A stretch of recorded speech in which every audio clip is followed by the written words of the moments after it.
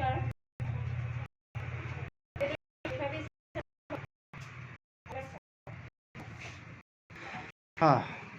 Physiotherapy centre খোজ নকৰা ল'ৰা ছোৱালী পেৰালাইচিছ তাৰপৰা এনেকুৱা ধৰণৰ ট্ৰিটমেণ্ট কৰা হয় ফিজিঅথেৰাপিত। আপোনালোকৰ ধৰক এটা মেচিন আছে, মেচিন মালিচ কৰাও হয়, পেৰালাইচিছ ব্যায়াম হয়। তাৰপিছত এইবিলাক এইটো কৰে। এইটো বেলেগ লাইচেন্সো আল্ট্ৰাচাউণ্ড হেৰি হয়।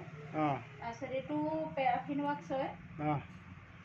এইটো মানে প্লাষ্টাৰ হয়, মানে 15 মিনিট গলাই বিষটো টনা হয়। এইটোৱে পেৰাফিন ৱাক্স। এইটো কি কাম কৰে? বিষ জেগাত যদি আপোনাৰ বিষ হয়, সেই জেগাটোত লেপন গলাই বস্তু লেপিব লাগে। কৰি 15 মিনিট গলাই দিয়া। তাৰপিছত আপোনাৰ এই লাইট কৰা হয়। এই লাইটটো ধৰক আপোনাৰ সাৰ চাৰৰ কাৰণে দিয়া হয়। তাপ এটা পায়। সাৰ বিষ সেনেকৈ হ'লে মানে এই বস্তুটোৱে বিষটো টানে। তাৰপিছত আপোনাৰ ধৰক এইবিলাক নাৰ্ভবিলাক এক্টিভ কৰা হয়। ফিজিঅথেৰাপি বস্তুটো একচুৱেলি নাৰ্ভৰে হয়। আচ্ছা। নাৰ্ভৰ প্ৰব্লেমৰ কাৰণে হেৰি হয়, থেৰাপি কৰিব লাগে। পেৰালাইচিছবিলাকৰ নাৰ্ভৰ প্ৰব্লেম হয়, খোজ নকৰা ল'ৰা ছোৱালীবিলাকৰ নাৰ্ভৰ প্ৰব্লেমেই হয়। সেইটো নাৰ্ভৰ প্ৰব্লেমৰ কাৰণেই হয়। এইবিলাক থেৰাপি কৰিলে ভাল হয়। বেজি ল'লে ধৰক বস্তুটো দমি থাকে, বিষটো আকৌ নেক্সট হয়।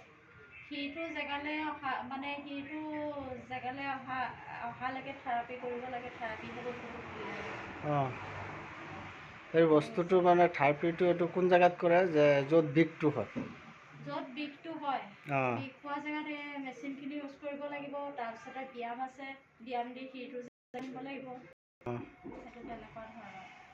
সেইকাৰণে আৰু এইটো বস্তুটো কি কৰে, এই কোলাটো যে এইটো আপোনাৰ নাৰ্ভটো ডমিনেট হৈ থাকে। ডমিনেট আছে এই বস্তুটো দিয়াৰ লগে লগে নাৰ্ভটো এক্টিভ হৈ যায়, মানে তেজটো চলাচল হৈ যায়। এই মেচিন এইকেইটাই।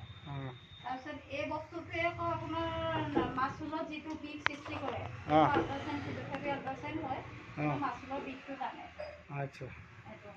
বাইচাত যদি ধৰক মোৰ এতিয়া কঁকালত বিষ, পিঠিত বিষ, পিঠিত হাড়দি এটা ভাঙি গ'ল, এইটো বঢ়াব পাৰিব না? এইটো ভাগি যোৱাটো সেইটো হেৰি কৰিলে পাতি বহাব লাগিব। সেইটো ডক্টৰে বহাব। তাৰপিছত থেৰাপি কৰিবলৈ দিয়ে। পাতিটো জেগালৈ আনিবলৈ থেৰাপিহে জেগালৈ আনিব। আচ্ছা। থেৰাপি কৰিলে পাতিটো জেগাত মানে কিছুমানৰ পাতি হাত ভৰিকেইটা পৰা হৈ যায়তো, তেতিয়া থেৰাপি কৰিব লাগে। থেৰাপি স্কেলিটনটো দেখিছে? এই স্কেলিটনটো এইবোৰ আমাৰ এতিয়া এইবোৰ ডিছ হয়। এইবোৰ চাৰ্ভাইকেলত হ'লে ধৰক স্পণ্ডলাইটিছ বুলি কয়। তাৰপিছত যদি এইটুকুৰা যদি এনেকৈ ফাঁক হৈ যায়, তেতিয়া ডিছ বুলি কয়। ডিছৰ প্ৰব্লেম হ'লে ইয়াৰ এডাল নাৰ্ভ যায়। নাৰ্ভডাল মানে ডিছ যেতিয়া হাড়টো আমাৰ চাইড হৈ যায়, চেপা খালে আমাৰ তেতিয়া মানে এই যেতিয়া ভৰিলে হয়, তেতিয়া বস্তুটো বেজি ল'লে আহিবলৈ হ'লে ইউজ কৰি ধৰক এই প্লাষ্টাৰটো দিব লাগিব।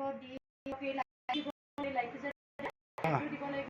এই বস্তু বিষটো কমাই লৈ তাৰপৰা ব্যায়াম কৰাই বস্তুটো আহিব।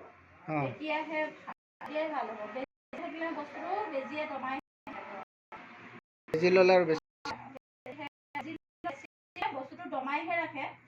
তাৰপিছত জেগাত এক্সাৰচাইজ কৰিলে জেগালৈ আহিব। সেই বস্তুটো আনিব ফিজিঅথেৰাপিহে বস্তুটো আনে।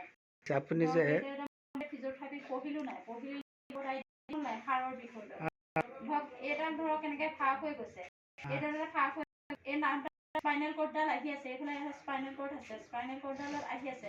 তাৰ এতিয়া চাৰিটিকা যিবিলাক নাৰ্ভ হয়, সেই চাৰিটিকা নাৰ্ভবিলাক মানে এক্টিভ কৰিবৰ কাৰণে এই মেচিনবিলাক ইউজ কৰা হয়। আচ্ছা তাৰ পাছত ব্যায়াম কৰি মানে এক্সাৰচাইজ কৰা ব্যায়াম কৰাই বস্তুটো জেগালৈ অনা হয়।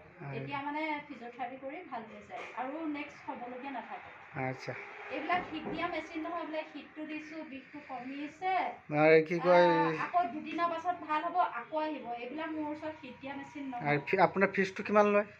এতিয়া ফিজটো ধৰক